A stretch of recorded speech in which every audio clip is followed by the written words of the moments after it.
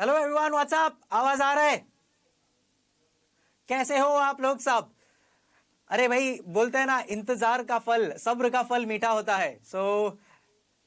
बस अब समझ लो कि सब्र खत्म and now we are going to start. So बहुत मीठा है। बिलवाड़ा, Jhandewalan, Pali, Alwar. Wow, great great. एक बार सिर्फ मुझे कंफर्मेशन दे दो कि क्या वॉइस क्लियर है आप लोग के पास, सो दैट मैं फिर स्टार्ट कर सकता हूं अपना लेक्चर। लाइव है, पटना लाइव है। Yes everybody, voice clear. Pali से कंफर्मेशन आ चुका है। Bhubaneswar yes, Shastri Nagar yes, super. Pali मस्त लग रहे हो, thank you so much. Rewari, Janakpuri, thank you thank you. So अब बिकॉज 15 मिनट्स अपन लोग थोड़ा डिलेड चल रहे थे। देखो फर्स्ट लेक्चर है ना, तो बोलते हैं ना कि सब टेक्निकलिटीज के हिसाब से परफेक्ट होना चाहिए and then we can start. On that note, good evening everybody, how are you? India CA final costing by CA Sankalp कांस्टिया में आप सबका स्वागत है। Let's get started. Are you ready? चलो, स्टार्ट करेंगे एक छोटे से इंट्रोडक्शन के साथ। पहले मैं अपने आप का छोटा सा एक इंट्रोडक्शन लेता हूं एंड देन ऑब्वियसली अपन लोग ये सब्जेक्ट की ओर धीरे धीरे बढ़ते जाएंगे। फर्स्ट लेक्चर है तो मैं बहुत ज्यादा आप लोग को ओवरबर्डन नहीं करूंगा बहुत टेक्निकलिटीज ऑफ कॉस्टिंग के साथ, but let's keep it simple and जितना हो सकता है अपन लोग एकदम फोकस्ड रहेंगे। पहले मेरा एक small introduction. Myself, CA Sankalp Kanstia by profession. I am a chartered accountant and a company secretary. NM college जो बॉम्बे में है, विलेपार्ले में, वहां से मेरा ग्रेजुएशन हुआ है। बॉर्न एंड ब्रॉट अप मैं बॉम्बे में हूँ and you can say I am properly from Rajasthan. Born and brought up in Mumbai, completed my CA and CS. वो दोनों मेरा कंप्लीट हुआ एंड उसके बाद मेरे को टीचिंग का काफी पैशन था। I always wanted to get into teaching, but CA बनने के बाद मेरे पेरेंट्स ने सजेस्ट किया कि क्यों ना एक कॉर्पोरेट एक्सपोजर ले लिया जाए, सो दैट जब मैं पढ़ाऊं तो वो कॉर्पोरेट एक्सपोजर भी हेल्प करेगा एंड ओवरऑल बेसिस पे स्टूडेंट के लिए भी अच्छा रहेगा। दैट इज वेयर मैंने चार्टर्ड अकाउंटेंट बनने के बाद जेपी मॉर्गन, जो एक मल्टीनेशनल कंपनी है, वहां पे असेट मैनेजमेंट टीम में 3.5 years के लिए काम किया एंड उसके बाद फिर full fledged teaching career start किया and for the last 8 years I am teaching CA final costing. काफी फोकस्ड मेरा रहा है। मैं सीए फाइनल में सिर्फ कॉस्टिंग ही पढ़ा रहा हूं डे 1 से एंड अब आप लोग सब लोग के साथ कनेक्ट होने वाला हूं। इससे बड़ी खुशी की बात और कुछ नहीं हो सकती है। जैसा आप यहां पे देख सकते हो, सीए फाइनल कॉस्टिंग एससीएमपीई। एक जगह से आ रहा है सर, माइक थोड़ा ऊपर कीजिए। अगेन मैं पूछ रहा हूं, वॉइस क्लियर है आप लोगों को? प्लीज एक बार कंफर्मेशन दे दीजिएगा सो दैट मैं अपने फ्लो के साथ स्टार्ट कर दूं एंड मैं चाहूंगा कि अपने जितने भी सेंटर्स हैं सब कनेक्ट हो जाए तो और भी मजा आ जाएगा। सुपर्ब। चलो ठीक है, बुक वॉइस क्लियर है सब लोग की तरफ से आ गया है। मुजफ्फरनगर से, बीकानेर, सहारनपुर, पाली, भिलवाड़ा, जोधपुर, आवाज गूंज रही है। बहुत बढ़िया, यही होना चाहिए। एंड तक आप जब तक एग्जाम लिखोगे तब तक ये मेरी आवाज गूंजेगी एंड उससे आप बहुत अच्छा लिख पाओगे। रोहतक, जनकपुरी बोल रहे हैं कि बुक नहीं मिली। डोंट वरी, किसी भी सेंटर्स को नहीं मिली एंड उसके लिए क्या है वो सब अपन बताएंगे। आज के लेक्चर में आपको कुछ नहीं चाहिए, सिर्फ एक नोटबुक चाहिए। बाकी सीए फाइनल कॉस्टिंग का कोई भी आपको बुक नहीं चाहिए, so don't worry for that. Book का मैं डिस्कशन करूंगा बट फिलहाल सिर्फ मेरे पे फोकस करो, सिर्फ ध्यान दो कि मैं क्या क्या बता रहा हूं एंड देन फिर बाद में होना चाहिए। फिर सिर्फ एक बुक आपके पास होगा तो अच्छा है, बस नोटबुक रेडी होना चाहिए, दैट्स इट। जो मेरा टेक्स्ट बुक है वो आपको मिल जाएगा। फिलहाल आज के लेक्चर के लिए आपको टेक्स्ट बुक की जरूरत नहीं है, सो नॉट टू वरी। आज कैल्सी नहीं लाया है, बहुत बढ़िया, अच्छी बात है, चाहिए भी नहीं अपने को आज कैल्सी। मैंने बोला ना, आज अपने को लेक्चर एकदम लाइट रखना है and then we will take it over. Today's lecture is more on the basics of costing, उसको समझने की कोशिश करेंगे एंड देन फिर टेक फॉरवर्ड करेंगे। तो पहले मैं जैसा आपको बता रहा था कि मेरे बारे में थोड़ा कुछ बता देता हूं। सीए फाइनल कंप्लीट करने के बाद जैसा मैंने आपको कहा कि जेपी मॉर्गन में मैंने अपना जर्नी स्टार्ट किया। वहां पे 4 साल काम, 3.5-4 साल काम किया एंड देन फिर बाद में फुल फोकस्ड टीचिंग करियर में मैंने स्टार्ट किया। अब मैं कुछ चीजें आपको बताता हूं मेरे करियर से रिलेटेड, एंड देन फिर वहां से मैं आपको आगे कनेक्ट करूंगा। रीजन है कुछ कि मैं आपको ये चीजें बता रहा हूं, तो ध्यान से सुनना। जैसा मैंने कहा आपको कि जेपी मॉर्गन जो एक मल्टीनेशनल कंपनी है, वहां पे मैंने ज्वाइन किया था। तो वो ज्वाइन करने के पहले आप बिलीव नहीं करोगे, मैंने 6 राउंड ऑफ इंटरव्यू दिए थे। Yes, you heard that right, 6 rounds of interview मेरे को देना पड़ा था, और उसके बाद मेरा फाइनल सिलेक्शन हुआ। तो अप्रोक्सीमेटली 22 इयर्स का मेरा एज था, एंड 22 इयर्स में चार्टर्ड अकाउंटेंट बन गया था मैं, मेरा सीएस कंपनी सेक्रेटरी भी हो गया था। तो बोलते हैं ना, एक हवा में था। मेरे को लग रहा था वाह यार क्या बात है, सीएस दोनों कंप्लीट है, अब तो मैं जो भी कंपनी में जाऊंगा मेरे को आराम से जॉब मिल जाएगा, एंड अपन जो सैलरी बोलेंगे वो सैलरी मिलेगी अपने को। सो that is how my journey started. तो मेरा फर्स्ट राउंड था इंटरव्यू का। तो पहला इंटरव्यू का राउंड था, एचआर राउंड होता है, आप लोग सब लोग को पता होगा। सो मेरा एचआर राउंड हुआ। अब एचआर में ज्यादा टेंशन नहीं होता है, तो उन्होंने मेरे को कुछ 1-2 क्वेश्चंस पूछे जिसका मैंने जवाब दिया, एंड एचआर एकदम शांत वाला राउंड होता है। ओके, कुछ लोग पूछ रहे हैं सर सैलरी क्या मिला, बताएंगे ना, वो सब चीजों पे डिस्कशन होगा। अब तो 2 महीना साथ में ही है अपन। रोहतक वाले पूछ रहे हैं कि अभी सर एज आपका 40 है क्या, लग रहा हूं क्या भाई, मेरी त्वचा से मेरी उम्र का पता नहीं चलता। सो कंटिन्यू करता हूं मैं। फर्स्ट राउंड एचआर राउंड काफी अच्छा गया मेरा। वो उन्होंने एक जनरल कम्युनिकेशन के बारे में पूछा, मेरे को पूछा कि क्या आपका बैकग्राउंड है, फैमिली बैकग्राउंड, कितने टाइम में आप चार्टर्ड अकाउंटेंट बने, कितना अटेम्प्ट लगा, ऑल ऑफ दैट आराम से आंसर दिया, कोई टेंशन नहीं है। उसके बाद में सेकेंड राउंड हुआ। सेकेंड राउंड था मेरा सीनियर एचआर राउंड था। तो वो सीनियर एचआर राउंड में भी कुछ और हम लोग के डिस्कशंस हुए। सीनियर एचआर राउंड में भी काफी अच्छा कम्युनिकेशन स्किल्स टेस्ट किया उन्होंने। सो 6 राउंड में से 2 राउंड एकदम सुपर्ब हो गए थे। पाली पूछ रहे इंटरव्यू इंग्लिश में हुआ था या हिंदी में, कॉम्बिनेशन था, इंग्लिश भी था और हिंदी भी था। ऐसा कुछ स्पेसिफिक नहीं था कि खाली इंग्लिश हो, दोनों में होता है। देखो, आपका लैंग्वेज इज नॉट इंपॉर्टेंट, आपका दिमाग इंपॉर्टेंट होता है, उसके लिए आप चार्टर्ड अकाउंटेंट बने। सो हिंदी इंग्लिश का कोई सच प्रॉब्लम नहीं था। सो फर्स्ट 2 राउंड्स सुपर्ब, एकदम छा गया मैं, और मेरे को भी लगा यार क्या बात है, अमेजिंग इंटरव्यू मैंने दिया है। सो मेरे को लगा कि चलो भाई अभी आगे तो कोई प्रॉब्लम ही नहीं होना चाहिए। तो round 1 HR round done, round 2 senior HR round done, round 3 पे आया मैं। अब राउंड 3 था मेरा टेक्निकल राउंड। ये राउंड में था मेरा vice president of the company, and जो मेरा डिपार्टमेंट था एसेट मैनेजमेंट डिपार्टमेंट, उसका जो हेड था, head of department, who was also a chartered accountant, तो उन्होंने मेरा भी थर्ड राउंड इंटरव्यू लिया। सो फर्स्ट जो था एक वाइस प्रेसिडेंट था, जो वाइस प्रेसिडेंट था वो एमबीए था, एमबीए इन फाइनेंस, एंड जो मेरा हेड ऑफ डिपार्टमेंट था वो मेरा चार्टर्ड अकाउंटेंट था। तो वो दोनों मेरे सामने बैठे थे और उन्होंने बोला कि चलो स्टार्ट करते हैं आपका इंटरव्यू। तो उन्होंने पूरा मेरा सीवी गो थ्रू किया। अब जैसा मैंने आपको बोला कि first round HR, second round senior HR, so smoothly हो गया। थर्ड राउंड में उन्होंने मेरा पूरा सीवी गो थ्रू किया, एंड उन्होंने बोला कि यार काफी इंप्रेसिव सीवी है, क्योंकि मेरा अकेडमिक्स एज सच स्ट्रॉन्ग था। तो मैंने उनको बोला thank you so much sir. अंदर मन ही मन में लड्डू फूट रहे थे कि वाह वाह वाह, एचआर राउंड अच्छा हो गया है, सीनियर एचआर राउंड मेरा अच्छा हो गया है, तो अब तो यार सैलरी जो अपन बोलेंगे वो मिलने वाला है। सो अपनी तो बल्ले बल्ले। So that is where I was really really happy कि थर्ड राउंड, अब टेक्निकल इंटरव्यू अगर मैंने पार कर दिया, देन इन दैट केस कोई प्रॉब्लम नहीं है। तो टेक्निकल इंटरव्यू क्या था? टेक्निकल इंटरव्यू मतलब अब आपने जो पढ़ाई की है, फॉर एग्जांपल मैं chartered accountant and company secretary था, तो उससे स्पेसिफिक रिलेटेड क्वेश्चंस पूछेंगे इन जनरल। मतलब जो आप काम करने वाले हो ना, मैं एसेट मैनेजमेंट टीम ज्वाइन कर रहा हूं, चार्टर्ड अकाउंटेंट हूं, तो मेरा टैक्स का नॉलेज, अकाउंट्स का नॉलेज, मैनेजमेंट अकाउंटिंग का नॉलेज कैसा है, फाइनेंशियल मार्केट का नॉलेज कैसा है, वो सब टेक्निकलिटीज उन्होंने चेक करना स्टार्ट किया। तो वीपी और जो हेड ऑफ डिपार्टमेंट था, उन्होंने दोनों ने पूरा मेरा सीवी गो थ्रू किया और उन्होंने बोला यार वेरी गुड रेज्यूमे, आप का काफी पॉजिटिव हम लोग को लग रहा है सब रिस्पॉन्स। मैंने बोला thank you so much sir.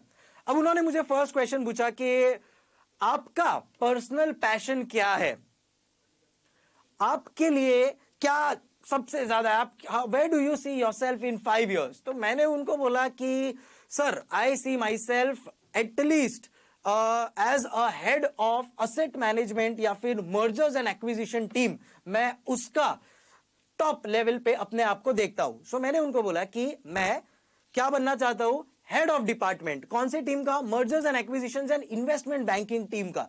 सो वो टाइम पे आज से approximately 10 years back mergers and acquisitions and investment banking मतलब बहुत अच्छा सैलरी मिलता था। तो मैंने उनको बोला कि सर मैं मर्जर्स एंड एक्विजिशंस का हेड बनना चाहता हूं। तो उन्होंने बोला वेरी इंप्रेसिव, बहुत अच्छी बात है कि आप ये एज पे इतना आगे का सोच रहे हो, बहुत अच्छी बात है। तो उन्होंने वापस से सीवी गो थ्रू किया और उन्होंने फिर क्वेश्चन एंड आंसर स्टार्ट किए। सिर्फ 5 मिनट में आपको बता रहा हूं, सुनना, कुछ इंपॉर्टेंट चीज पे आऊंगा मैं उसके बाद, इसके लिए आपके साथ डिस्कस कर रहा हूं। तो अब इंटरव्यू स्टार्ट हुआ। उन्होंने बोला कि क्या बात है, आपका पैशन, आपने बोला कि मर्जर्स एंड एक्विजिशंस है, आपका पैशन असेट मैनेजमेंट है, तो क्यों ना उसके ऊपर कुछ क्वेश्चन पूछे। मैंने बोला यस सर, व्हाई नॉट। तो उन्होंने मेरे को पहला क्वेश्चन पूछा कि what are the top 6 investment, top 5 investment banking deals जो इंडिया में हुए हैं इन द लास्ट 6 months। Top 5 investment banking deals जो इंडिया में हुए हैं लास्ट 6 months। I was shocked because अब इंडिया में टॉप 6 इन्वेस्टमेंट डील्स क्या हुआ है अपने को क्या पता, क्योंकि अपन तो भाई सीए बने हैं, मॉड्यूल और पीएम और वो सब पढ़कर, आरटीपी एमटीपी पढ़कर। अब अपने को इतना नॉलेज थोड़ी था कि इन्वेस्टमेंट बैंकिंग के top 6 investment, top 5 investment deals क्या हुआ है इंडिया में। मैं बोला कि सर आइडिया नहीं है मेरे को उसका। फिर भी मैंने थोड़ा ब्लफ करने का ट्राई किया, बट उनको समझ गया कि यार नहीं आ रहा है इसको, कोई बात नहीं। उन्होंने बोला नो प्रॉब्लम, कोई बात नहीं, हम सेकेंड क्वेश्चन पे आते हैं। मैंने बोला ठीक है सर, नेक्स्ट क्वेश्चन। तो उन्होंने मुझे पूछा tell us what is the ball park of the total investment and merger acquisition deals that has happened in the whole world। क्या बोला, what is the ballpark। अब ballpark क्या होता है अपने को पता है क्या? Answer is no. क्यों? क्योंकि अपन तो chartered accountant, practice manual, module और आरटीपी एमटीपी पढ़ के बने, उसमें तो ऐसा कुछ लिखा नहीं है। तो मैं अभी यार कुछ देर पहले अपने आप को 30 मार खान समझ रहा था। अब 2 क्वेश्चन बाद तो आई वॉज शॉक। मैं बोला कि सर मुझे तो नहीं पता है what is the ball park of the deal. उन्होंने बोला कोई बात नहीं, कोई बात नहीं। क्वेश्चन नंबर 3, उन्होंने बोला और भी एक हमारे पास सवाल है, क्या वो पूछे? मैं बोला ये सर पूछिए ना। अब तक तो मेरे पसीने छूट रहे थे बिकॉज अब तक मैं इसको लग रहा था भाई मैं तो सबसे इंटेलिजेंट चार्टर्ड अकाउंटेंट हूं, और अब मैं देख रहा हूं कि इनके 2 सवाल का भी जवाब मैं नहीं दे पाया। क्वेश्चन नंबर 3 आया उनका। उन्होंने बोला कि क्वेश्चन नंबर 3 है कि tell us the book lead running managers और merchant bankers of India.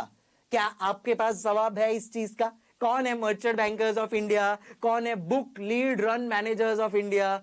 Again मेरे पास कोई जवाब नहीं। उन्होंने बोला यार आप बोल रहे हो कि आपको mergers and acquisition, asset management का हेड बनना है और आपको इतना भी नहीं पता।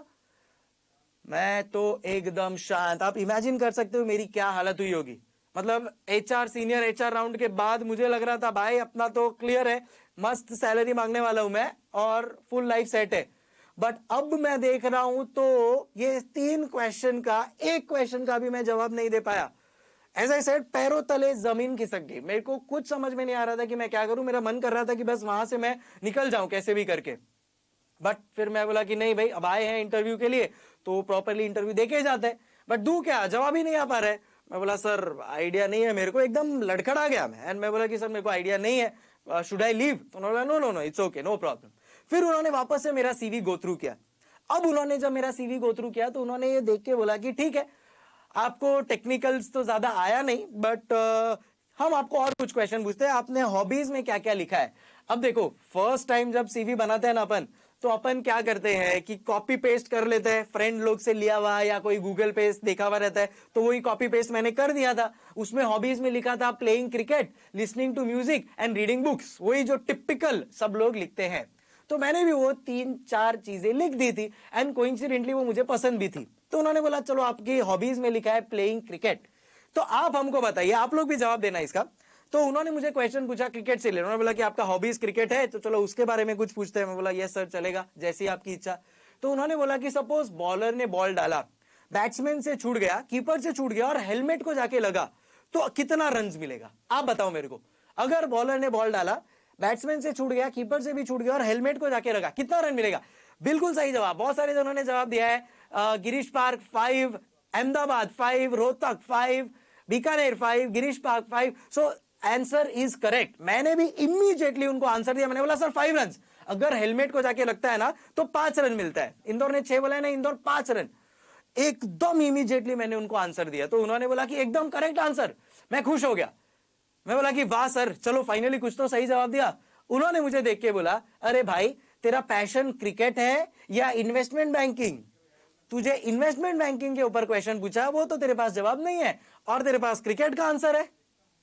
मैं बोला यार जवाब दो तो भी प्रॉब्लम, नहीं दो तो भी प्रॉब्लम। आई स्वेयर ये जेन्युइनली मेरा इंटरव्यू ऐसा हुआ था। अब इमेजिन कर सकते हो, आज से 10 साल पुरानी बात है और आज भी तरोताजा है। मैं सर आप ये स्टोरी क्यों बता रहे हो, बताऊंगा मैं आपको, डोंट वरी।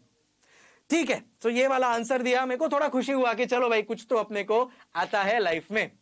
यस, रोहतक पूछ रहा है फिर कैसे सिलेक्ट हुए, बता दो, आ रहा हो थोड़ा सा सुन लो और फिर मैं आगे का बताता हूं।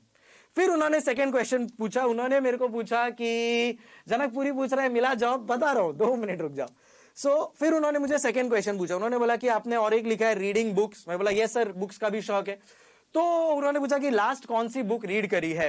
अब कोइंसिडेंटली है ना, वो बुक के ऊपर आज की तारीख में मूवी बन चुका है, 2 स्टेट्स। अगर आप लोग ने सुना होगा तो अर्जुन कपूर और आलिया भट्ट का मूवी है 2 स्टेट्स, चेतन भगत का नॉवेल के ऊपर। तो वो मूवी तो अभी बना है, बट जब मैंने 10 साल पहले इंटरव्यू दिया था तो वो टाइम पे वो खाली बुक में फॉर्म था 2 स्टेट्स। तो मैंने वो बुक पूरी पढ़ी थी। तो उन्होंने मुझे, रोहतक पूछ रहा है सीए फाइनल आएगा आएगा, डोंट डोंट डोंट वरी। अरे बीकानेर बोल रहा है कुछ और मसाला डालो, मजा आ रहा है। मसाला नहीं डाल रहा हूं, जेन्युइनली ये मेरा इंटरव्यू हुआ है एंड मैं आऊंगा तुम लोग के कॉस्टिंग के ऊपर भी। 5 मिनट सुन लो। उन्होंने मेरे को सेकंड क्वेश्चन पूछा कि ठीक है रीडिंग बुक्स आपका हॉबी है, then in that case reading books में कौन सा बुक पढ़ा है। मैंने उनको बोला सर 2 स्टेट्स मैंने पढ़ा है। उन्होंने बोला कि ठीक है, वेरी नाइस। तो अगर आपने 2 स्टेट्स बुक पढ़ा है तो उसके बारे में बताइए जरा 2 मिनट में।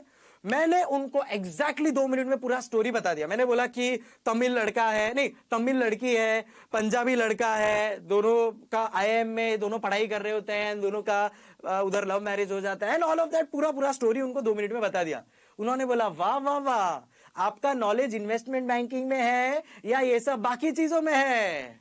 मैं बोला वाह भाई, आंसर दो तो भी प्रॉब्लम, नहीं दो तो भी प्रॉब्लम।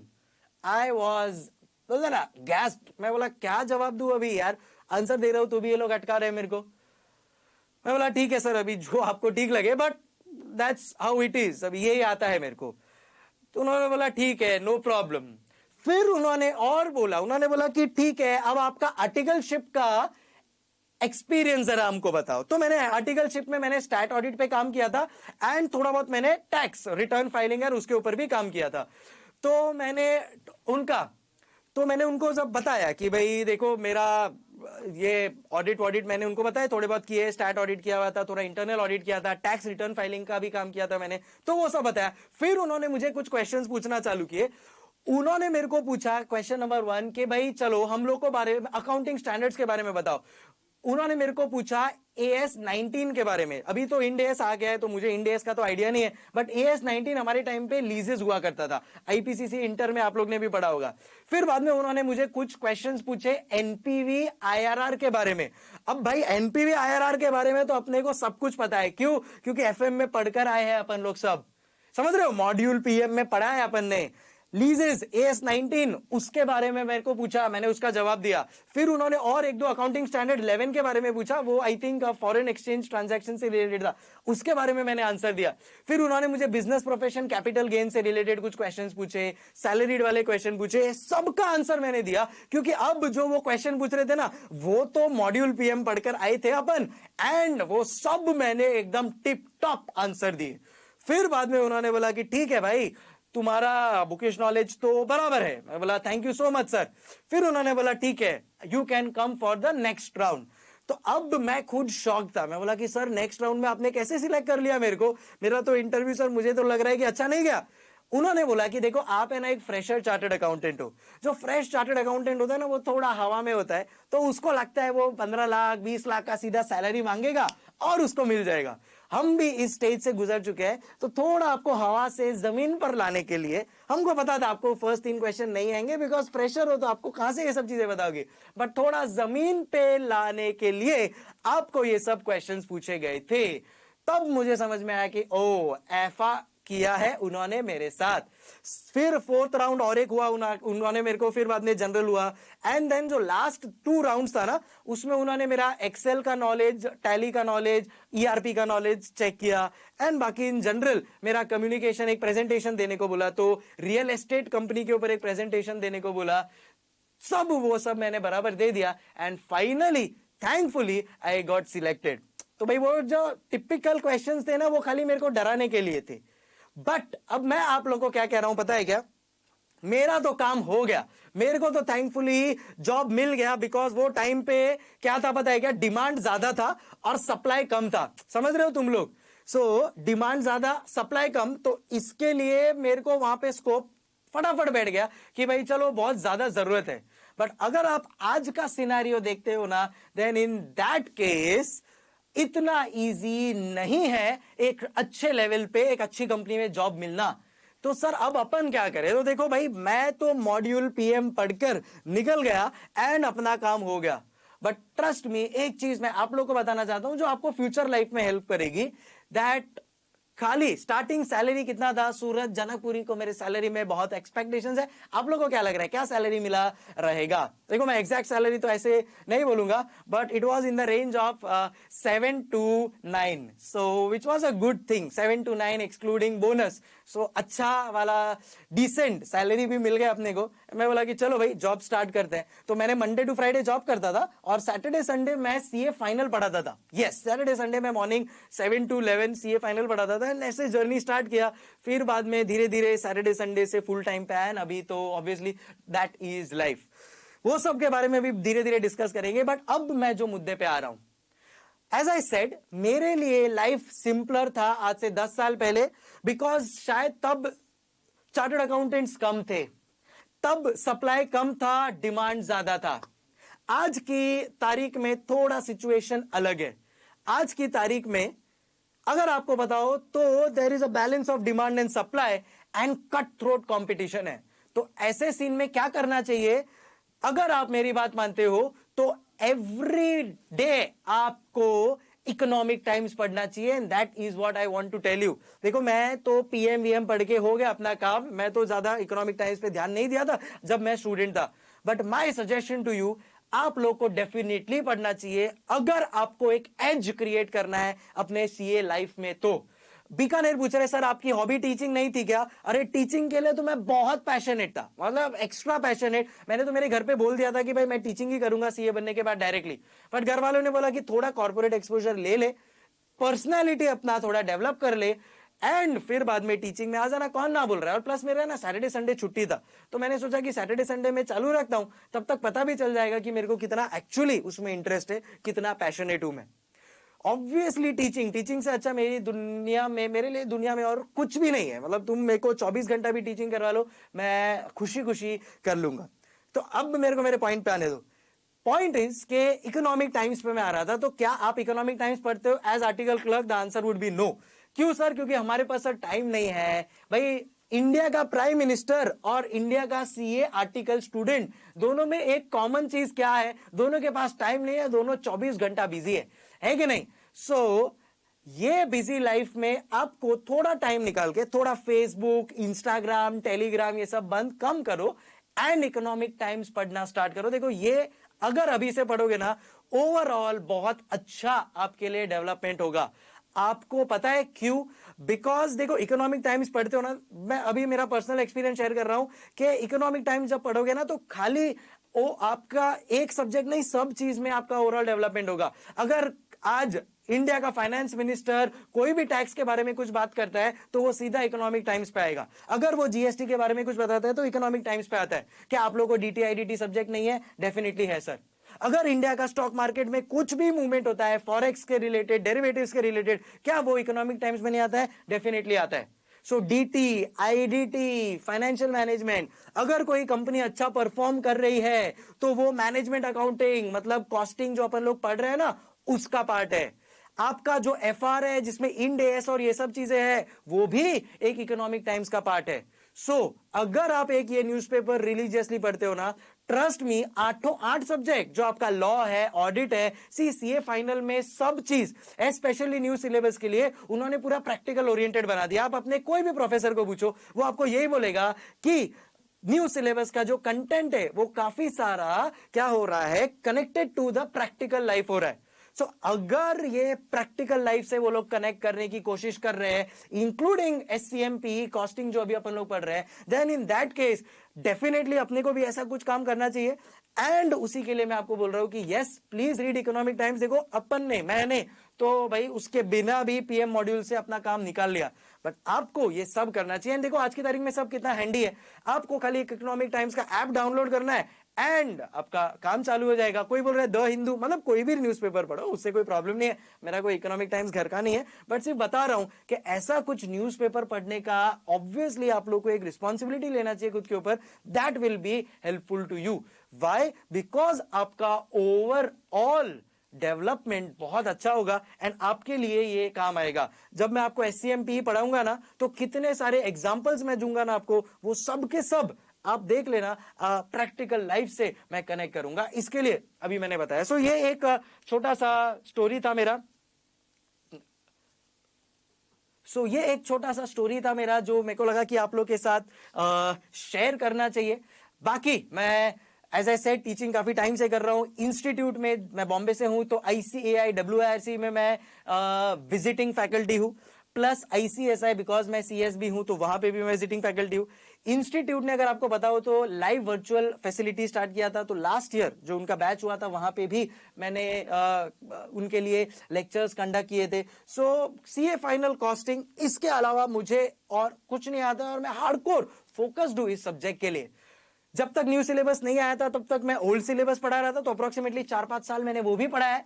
एंड जब से न्यू सिलेबस SCMP का जन्म हुआ है, तब से बहुत करीब से मैं उसको देख रहा हूं। एंड ट्रस्ट मी, एक इन डेप्थ एनालिसिस किया है मैंने ये पूरे सब्जेक्ट का, जो अब मैं आप लोग के साथ शेयर करने वाला हूं। डेफिनेटली अपन लोग को ओके, हाँ, new syllabus versus old syllabus क्या है, वो सब चीजें मैं आप लोग को बताता हूं। यस पाली, चलिए शुरू करते हैं। अब मेरे स्मॉल इंट्रोडक्शन के साथ अपन लोग डेफिनेटली स्टार्ट करेंगे। देखो मैंने ये चीज क्यों बताई पता है, JP मॉर्गन वाली, क्यों? क्योंकि मेरे पास वो जो प्रैक्टिकल एक्सपीरियंस है ना एक मल्टीनेशनल कंपनी में काम करने का, वो मैं आप लोग के साथ शेयर करूंगा जब मैं आपको SCMP पढ़ाऊंगा। पता है क्यों? क्योंकि SCMP में काफी सारा टॉपिक्स ACCA से रिलेटेड है। ACCA आप लोग ने सुना है? आइडिया आप लोग को ACCA का या CIMA का? इंटरनेशनल डिग्रीज है ये।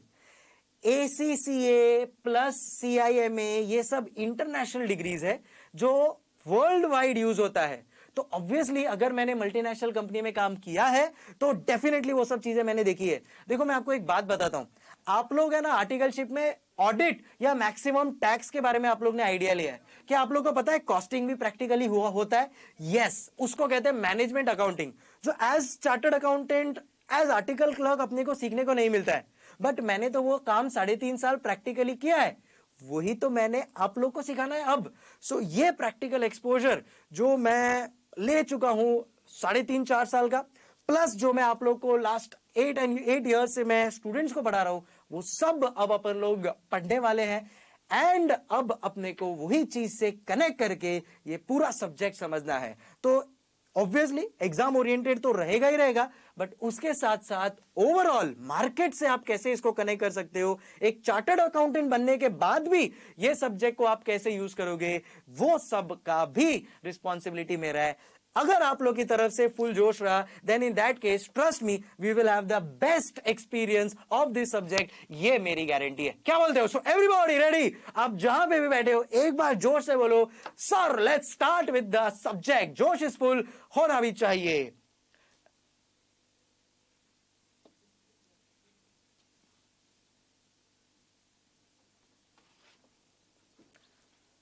ओके, गिरीश पाक बोलता है लेट्स स्टार्ट। बिलवाना बोल रहा है बहुत एक्साइटमेंट हो रही है। ट्रस्ट मी, मुझे भी बहुत एक्साइटमेंट हो रही है। सच्ची बोलो तो कल रात को थोड़ा नींद भी नहीं आया मेरे को, कि बिकॉज सी मेरे लिए ये फर्स्ट लाइव वर्चुअल लेक्चर है, सैटेलाइट लेक्चर है। I am really excited. चलो स्टार्ट करेंगे अपन लोग इस जोश के साथ। अपन लोग पढ़ने वाले हैं अब पेपर नंबर 5। अच्छा एक चीज, प्लीज अभी कुछ भी मत लिखना आप लोग, सिर्फ मेरे को सुनो, सिर्फ देखते रहो बोर्ड के ऊपर। आपको मैं लिखने का टाइम दूंगा, डोंट वरी, बट फिलहाल एक चीज मेरे लिए करना कि अभी सिर्फ मेरे को सुनो। एंड आप लोग को एक चीज मैं आप लोग को बता देता हूं, सी फर्स्ट डे पे फर्स्ट चीज जो मेरे को आपको बतानी है कि प्लीज एंश्योर कि अपन लोग दोनों के बीच में रेगुलर कम्युनिकेशन रहे। इसका मतलब अगर समझो मैं कोई चीज पढ़ा रहा हूं, सो एंश्योर करना कि आप लोगों को वो चीज लॉजिकली और कॉन्सेप्चुअली क्लियर हो। जब तक आपको पूरी तरह से 100% क्लियर नहीं हो जाता है ना, मेरे को डाउट पूछो, कोई प्रॉब्लम नहीं है। एक बार नहीं 100 बार भी डाउट पूछोगे, मैं हंसते खेलते उसका जवाब दूंगा। But let's keep it communicative. ऐसा नहीं होना चाहिए मैं आया, मैंने आपको बस कॉस्टिंग पढ़ाते गया, आप लिखते गए, हो गया, टाटा बाय बाय, ऐसे मजा नहीं आएगा। मजा तभी आएगा जब it is a two way communication. एक बात बता देता हूं मैं, सीए फाइनल में जब भी कोई भी प्रोफेसर इंक्लूडिंग मी जब हम लोग पढ़ाते हैं ना, तो वो स्टूडेंट से भी काफी कुछ सीखने को मिलता है। बिकॉज आप लोग भी आर्टिकलशिप कर रहे हो, तो आप लोग भी नई नई चीजें देख रहे हो। मैं मेरा एक्सपीरियंस शेयर करूंगा, आप लोग के पास से भी मैं आपका एक्सपीरियंस शेयर करवाऊंगा, and that is how we will proceed. So जितना आप लोग इंटरएक्टिव रहोगे, उतना अपने को भी साथ में ये सब्जेक्ट करने में मजा आएगा।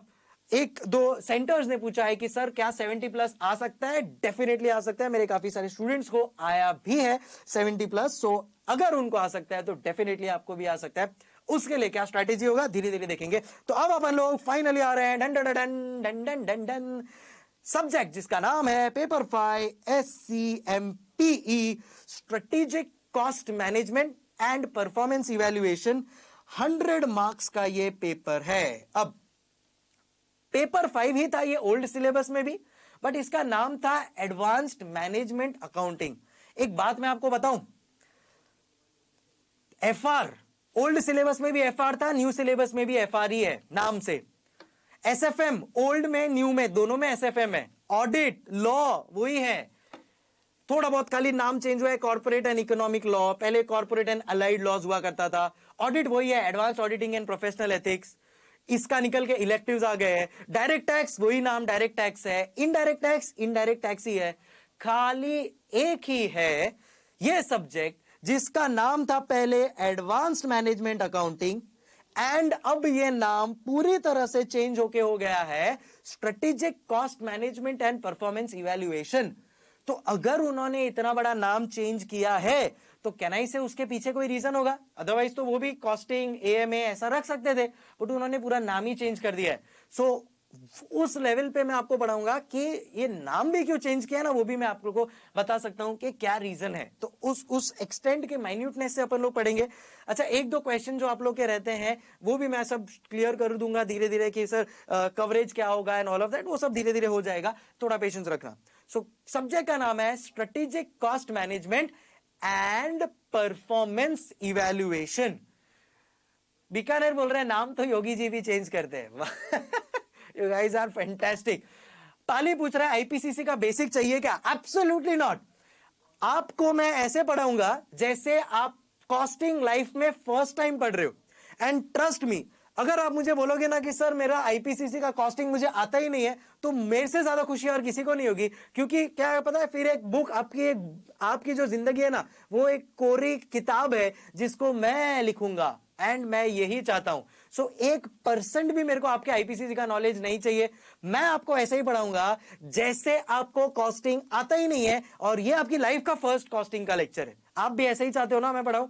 डेफिनेटली वैसे ही मैं रखूंगा, एंड वैसे ही मजा आएगा, because that is how we will take it forward. Muzaffarnagar पूछ रहे हैं how many questions cover in your book? आज ही मैं बताऊंगा ये, बट थोड़ा सा होल्ड करते हैं ना, पहले अपन लोग जो मेन चीज पे है उसके ऊपर आ जाते हैं। सो सब्जेक्ट का नाम है strategic cost management and performance evaluation. Sir ऐसा नाम क्यों रखा? एडवांस्ड मैनेजमेंट अकाउंटिंग हुआ करता था पहले, तो अब मैं आपको बताता हूं क्यों रखा। बिकॉज इंस्टीट्यूट चाहती है कि अब आप, ये क्या नाम था, एडवांस्ड मैनेजमेंट अकाउंटिंग, अब आप एडवांस्ड मैनेजमेंट अकाउंटेंट मतलब मैनेजमेंट अकाउंटेंट से एक रोल ऊपर आ जाओ। एंड एससीएमपी का मतलब होता है, फर्स्ट वर्ड क्या है, स्ट्रेटेजिक। स्ट्रेटेजिक का मतलब अगर आप लोग को एसएम में कहीं पे पढ़ा होगा तो पता होगा, यह एक बेसिक चीज है। स्ट्रेटेजिक का मतलब होता है लॉन्ग टर्म।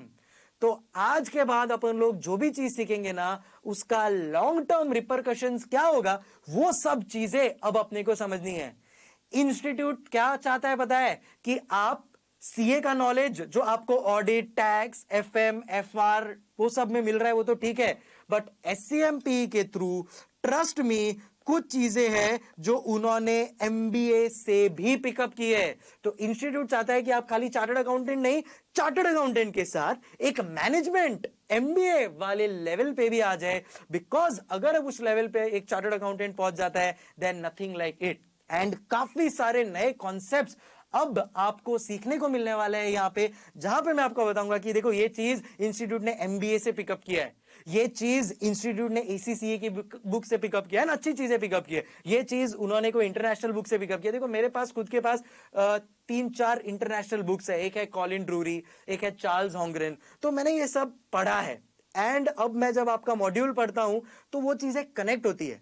तो अब जो सब स्टूडेंट्स बोलते हैं ना थियोरी हो गया, थियोरी हो गया, वो थियोरी नहीं हुआ है, वो एक्चुअली और एनालिटिकल हो गया। एंड जितना और अपना एनालिटिकल दिमाग होगा ना, उतना अपने लिए लॉन्ग टर्म में बेनिफिट होगा, बिकॉज हर एक चीज आज की तारीख में एनालिसिस के ऊपर होती है।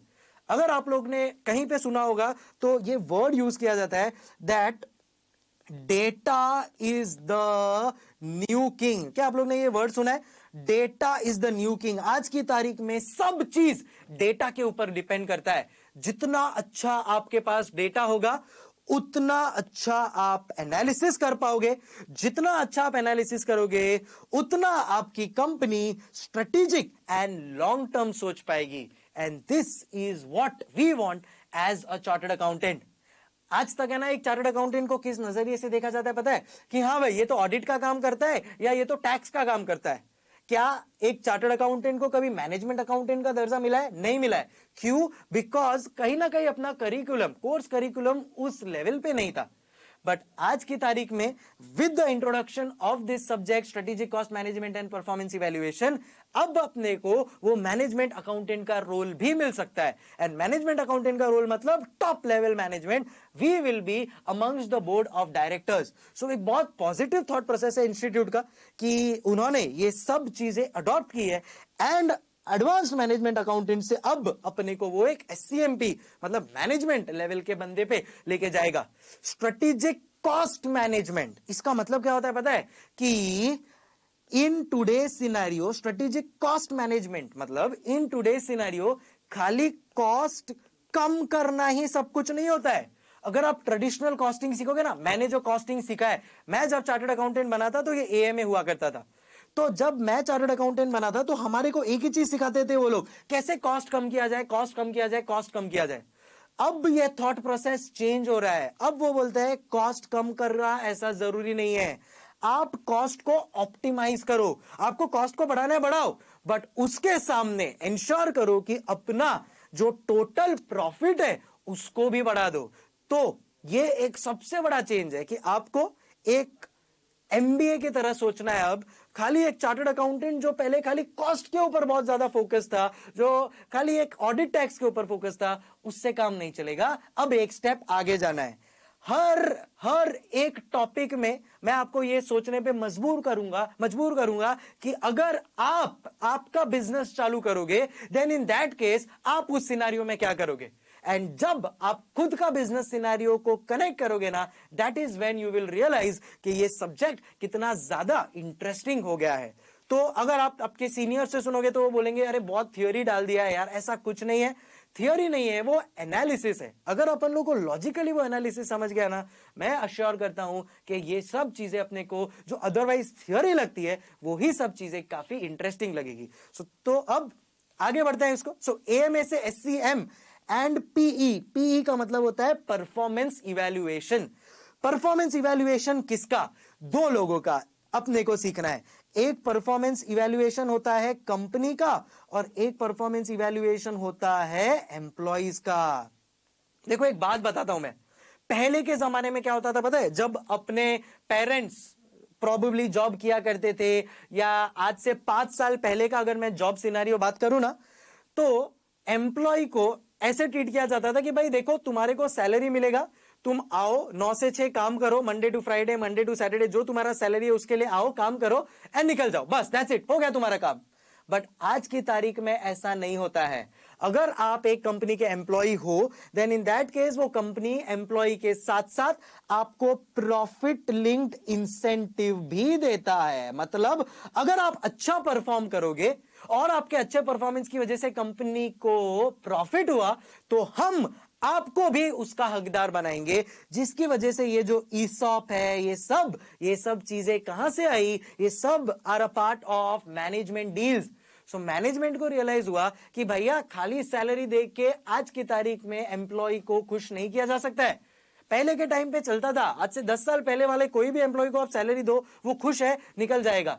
बट अगर आज भी आप खाली सैलरीड बेसिस पे उसको रखोगे ना, ही विल, वो नया नया जॉब ढूंढना चालू कर देगा। उसको लगेगा चलना इधर इतना सैलरी मिल रहा है, कोई मुझे 20% ज्यादा सैलरी दे देगा, मैं उधर चले जाऊंगा। स्वाभाविक है, कोई गलत बात भी नहीं है। बट अगर मैं उसको बोलता हूं भाई तेरे को सैलरी तो मिलेगा ही, बट उसके साथ मेरा कंपनी जो प्रॉफिट करेगा ना, उसमें भी मैं तेरे को शेयर दूंगा, तब वो अपना जी जान लगा के पढ़ाई करेगा। जब वो अपना जी जान लगा के मेहनत करेगा कंपनी के ग्रोथ के लिए। एंड वहां पे जो परफॉर्मेंस इवैल्यूएशन होता है ना, ये this is the new way of doing business. So ये जो एंटरप्रेन्योरशिप आया है, ये जो new way of doing business आया है, ये सब चीज अब अपने को पढ़नी है इस सब्जेक्ट में। समझ रहे हो आप लोग कि क्या कहां से कहां चीजें जा रही है। एंड अब वो सब पॉइंट आएगा तब और मजा आएगा, राइट। दूसरा है कंपनी। पहले ना कंपनी का इवैल्यूएशन ज्यादा हुआ नहीं करता था, बट आज की तारीख में तुम लोग ने सुना होगा वैल्यूएशन होता है कंपनी का। पेटीएम का वैल्यूएशन है $10 बिलियन, फ्लिपकार्ट का वैल्यूएशन है $12 मिलियन, जस्ट डायल का वैल्यूएशन है $25 मिलियन। तो ये क्या हो रहा है, कंपनी का वैल्यूएशन। कंपनी का वैल्यूएशन मतलब कंपनी कैसा परफॉर्म कर रही है एंड फ्यूचर में कैसा परफॉर्म करने वाली है। तो ये सब चीजें आज न्यू टेक्नोलॉजी है, new way of doing business है। समझ रहे हो। सो ये किस बेसिस पे होता है, एक परफॉर्मेंस इवैल्यूएशन के बेसिस पे। परफॉर्मेंस इवैल्यूएट कैसे करते हैं वो अब अपने को सीखना है इस सब्जेक्ट में, जिसका नाम है strategic cost management and performance evaluation. So अब देखो मैं आपको वापस से बताता हूं, पहले क्या नाम हुआ करता था, पहले नाम हुआ करता था एडवांस्ड मैनेजमेंट अकाउंटिंग। अब उन्होंने नाम चेंज कर, पाली बोल रहा है वैल्यूएशन तो सिर्फ ऐसे में पढ़ते हैं, वो पढ़ाई आपने अभी तक उतना किया है ना। अब मैं आपको क्या बोल रहा हूं, अब अपन लोग कॉस्टिंग स्टार्ट कर रहे हैं, उधर मैनेजमेंट अकाउंटिंग कैसे वैल्यूएशन करता है वो भी मैं आपको पढ़ाऊंगा। सो देखो, एडवांस्ड मैनेजमेंट अकाउंटिंग जो सब्जेक्ट है ना अपना, ये एडवांस्ड मैनेजमेंट अकाउंटिंग से अब मेरे सब्जेक्ट का नाम हो गया है strategic cost management and performance evaluation. याद रखना, स्ट्रेटेजिक कॉस्ट मैनेजमेंट का मतलब होता है लॉन्ग टर्म स्ट्रेटेजी। और लॉन्ग टर्म किसकी बनती है स्ट्रेटेजी, एक बिजनेस की। एंड आपको एज अ बिजनेसमैन रह के सोचना है कि आप आपके बिजनेस के लिए क्या लॉन्ग टर्म स्ट्रेटेजी बनाओगे। दूसरा जो इन्होंने कनेक्शन दिया है वो है परफॉर्मेंस इवैल्यूएशन। परफॉर्मेंस इवैल्यूएशन का मतलब होता है कि कैसे आपका कंपनी और एम्प्लॉय परफॉर्म कर रहा है, ये दोनों चीजों को बोलते हैं परफॉर्मेंस इवैल्यूएशन। तो समझ रहे हो, कहां से नाम था एडवांस मैनेजमेंट अकाउंटिंग एंड अब नाम क्या हो गया है एससीएमपी। एससीएमपी का फुल फॉर्म क्या होता है, strategic cost management and performance evaluation. Strategic cost management मतलब long term strategy of the business, and performance evaluation किसका, एम्प्लॉय का और कंपनी का।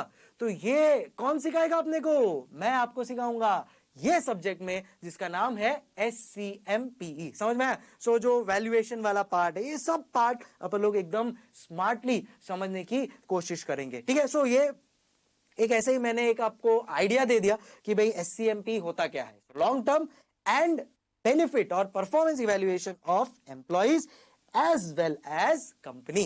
तो अब सब्जेक्ट के बारे में थोड़ा स्पेसिफिक मैं बात कर लेता हूं और फिर मैं आपको जर्नी पे लेके चलूंगा CA फाइनल कॉस्टिंग की। तब तक आप लोग सब लोग साथ में हो, प्लीज कीप ऑन रिस्पॉन्डिंग। जैसा मैंने कहा कि 2 वे कम्युनिकेशन होना चाहिए।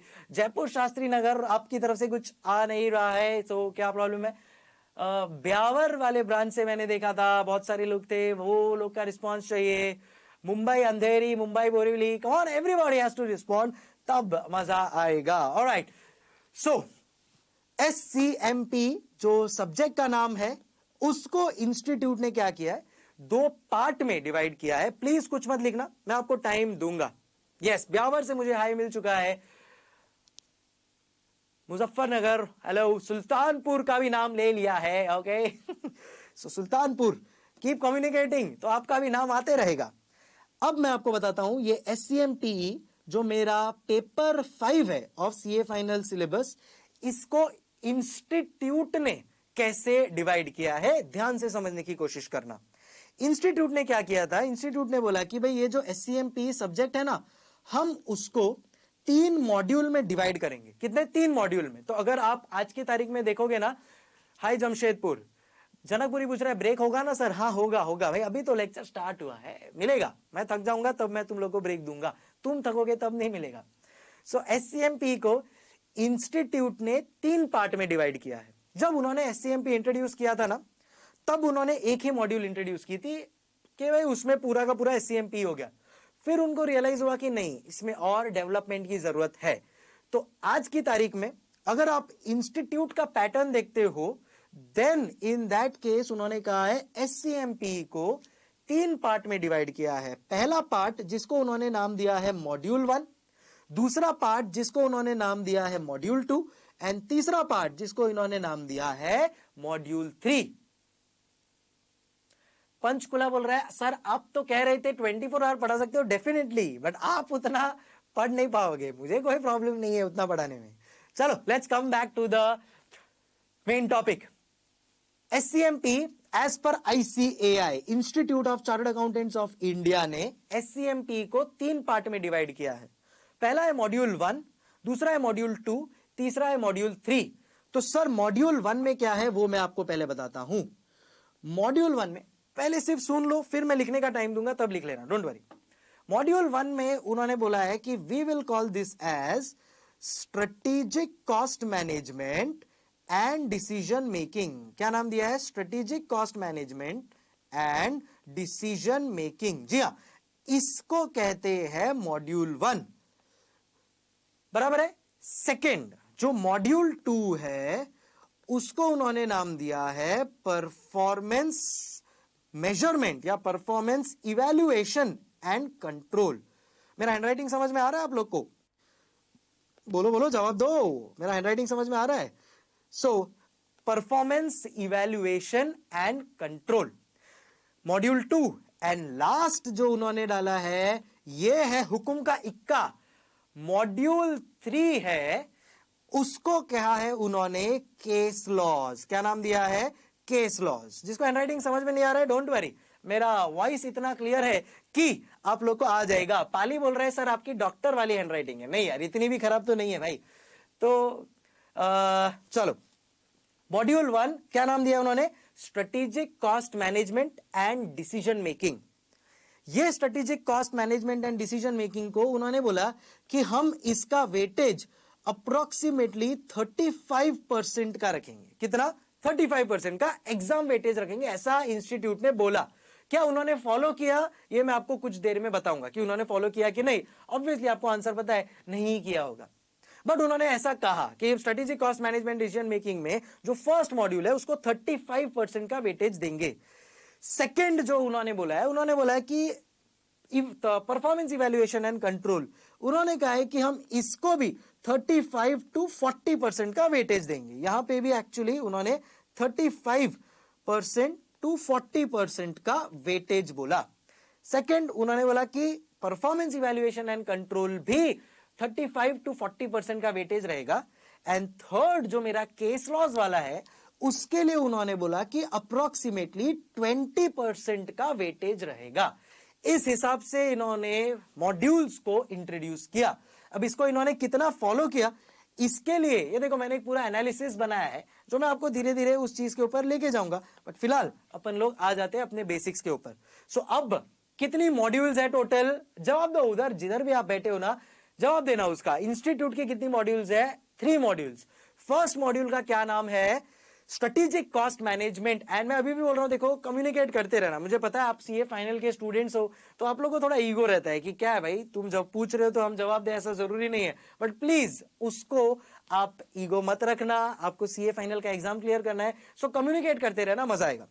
Strategic cost management and decision making is module 1। इसमें इन्होंने टोटल 7 चैप्टर्स रखे। कितने चैप्टर्स रखे हैं इन्होंने? टोटल रखे हैं 7 चैप्टर्स। ये चैप्टर्स को भी इन्होंने फर्दर सब डिवाइड किया, जिसको उन्होंने बोला कि SCM इधर रहेगा एंड डिसीजन मेकिंग इधर आ जाएगा। ठीक है। अब स्ट्रेटेजिक कॉस्ट मैनेजमेंट में chapter 1, chapter 2, chapter 3, chapter 4 and chapter 5, and decision making में चैप्टर 6 एंड चैप्टर 7। ऐसा इन्होंने टोटल मॉड्यूल 1 का बाइफरकेशन किया है। मैं खाली चैप्टर के नाम लिख रहा हूं। ऑब्वियसली आप लोग को चैप्टर के नाम से ज्यादा आइडिया नहीं आएगा, बट ठीक है, फिलहाल एक बोलते हैं ना कि एक आइडिया आप लोग के पास रहना चाहिए। तो पहला चैप्टर जो है उसका नाम है introduction to strategic cost management. Second जो चैप्टर है, सेकेंड चैप्टर का नाम है मॉडर्न बिजनेस एनवायरमेंट। क्या नाम है? Modern business environment. Third chapter का नाम है लीन सिस्टम एंड इनोवेशन। जैसा मैंने बोला फर्स्ट डे है, तो आप लोग को चैप्टर का नाम से ज्यादा कुछ समझ में नहीं आएगा, बट डोंट वरी, फिलहाल अपने को खाली देखना है क्या क्या चल रहा है। देन चैप्टर नंबर 4 है cost management technique, and chapter number 5 है कॉस्ट ऑफ स्पेसिफिक सेक्टर्स। क्या बोला? Cost of specific sectors. ठीक है। अब डिसीजन मेकिंग में चैप्टर 6 और चैप्टर 7 जो तुम लोग को दिख रहा है, वो उसमें चैप्टर 6 का नाम ही डिसीजन मेकिंग है, and according to me this is one of the most important chapters that we are going to study. And chapter number 7 है प्राइसिंग डिसीजन, या इसको तुम बोल सकते हो प्राइसिंग स्ट्रेटेजी। सो ये है फर्स्ट 7 चैप्टर का नाम। फोर्थ चैप्टर का नाम है cost management techniques. So this is the first 7 chapters जो मॉड्यूल 1 में है। तो इंस्टीट्यूट में जब आप रजिस्टर करोगे, तो जब आपके पास मॉड्यूल 1 आएगा ना, तो मॉड्यूल 1 में आपको क्या क्या मिलेगा? मॉड्यूल 1 में मिलेगा strategic cost management and decision making, जिसमें टोटल 7 चैप्टर्स होंगे। चैप्टर के नाम मैं यहां पे लिख चुका हूं। समझ में आ गया? अब कुछ लिखना मत, 2 मिनट रुक जाओ और फिर आगे बढ़ते, फिर मैं आप लोगों को लिखने का टाइम दूंगा। फिर उन्होंने यहां पे सब डिवाइड किया परफॉर्मेंस इवैल्यूएशन एंड कंट्रोल को। यहां पे इन्होंने सब डिवाइड किया, इसको परफॉर्मेंस इवैल्यूएशन नाम दिया इसको, एंड यहां पे इसको नाम दिया कंट्रोल।